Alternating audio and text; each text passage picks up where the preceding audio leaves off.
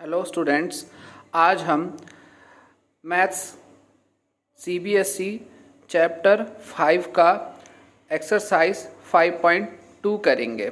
हमने 5.1 के क्वेश्चंस करे थे और आज हम 5.2 के भी हमने फर्स्ट और सेकंड क्वेश्चन कर लिए थे। आज हम 5.2 का थर्ड क्वेश्चन करेंगे, जिसमें आपके बॉक्सेस बने हुए हैं और आपको इन बॉक्सेस के अंदर जो वैल्यू आएगी उस वैल्यू को फाइंड करना है। ठीक है।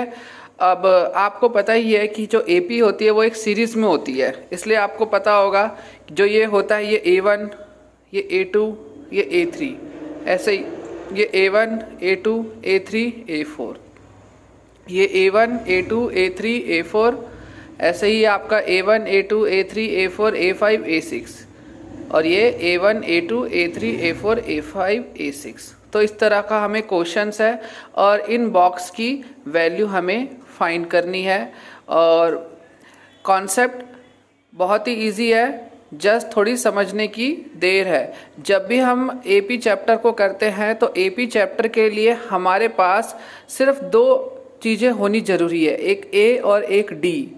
अगर ए और डी आपके पास आ जाता है तो आप बाकी की सारी वैल्यू फाइंड कर सकते हैं। ठीक है, तो चलो अब हम फर्स्ट क्वेश्चन से अपना स्टार्ट करते हैं। तो देखो फर्स्ट क्वेश्चन में जैसे मैंने बताया आपका ये A1 है, तो देखो जो आपका A1 होता है, जो आपका A1 होता है वो हमेशा A के इक्वल होता है और बल्कि A1 और A1 और आपका जो S1 होता है वो इक्वल, A1 और आपका जो S1 होता है वो इक्वल ही होता है। ठीक है, अभी हम 5.3 जब करेंगे तब हम जानेंगे S1 क्या होता है। और आपको मैंने बता ही रखा है जो A1 होता है वो A के इक्वल होता है। ठीक है, तो अब हमें क्या करना है, देखो हमारा A1 A के इक्वल होता है जो हमें 2 दे रखा है। ऐसे ही हमारा A1 और A2 और A3 हमें दे रखा है और आपके पास A3 है जिसे हम A + 2D लिख सकते हैं। हम ये 5.1 एक्सरसाइज जब हमने किया था तो हम जान गए थे। तो इस तरह हमारा A3 A + 2D है जिसमें हमारा A हमें पता है कितना 2, तो हमने क्या किया, A की जगह पर 2 वैल्यू रख दी हमने।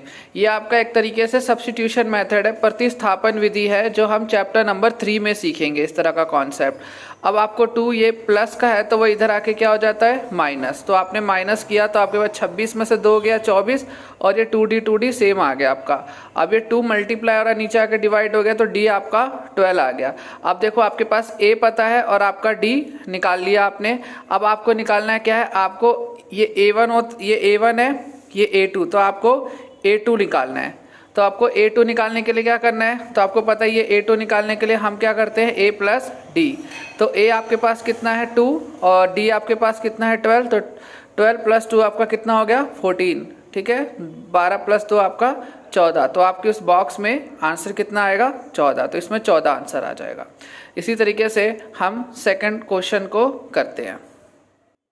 सेकंड क्वेश्चन में आपका A1, A2, A3, A4। अब आपको देखो इसमें गिवन क्या क्या है, आपको A2 गिवन है और आपको A4 गिवन है। अब आपको A2 पता है, A2 क्या होता है आपका A + D, जो आपके पास कितना है 13।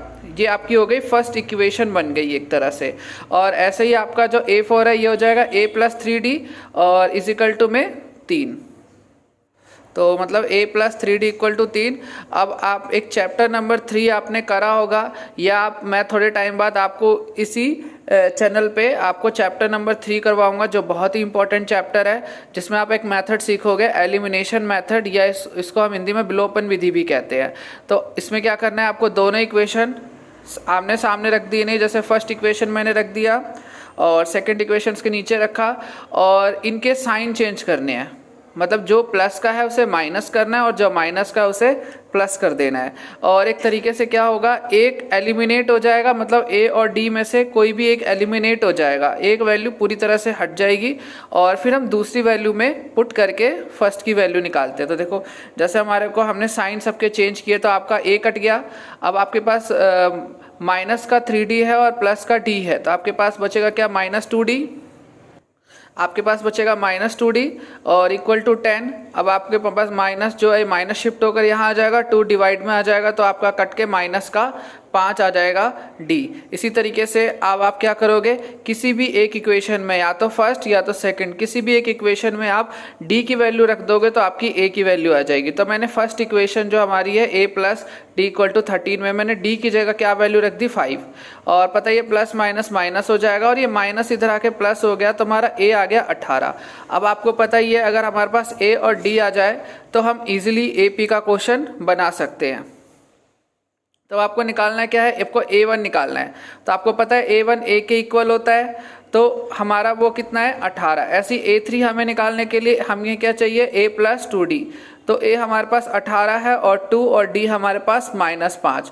अब 2 को 5 से गुना करोगे 10 और प्लस माइनस माइनस, तो आपका 18 में से 10 गया तो आपका आंसर आ गया 8। ठीक है, इस तरह से आपने A1 और A3 की वैल्यू फाइंड कर ली और इसी के साथ आपका सेकेंड क्वेश्चन भी खत्म हो गया।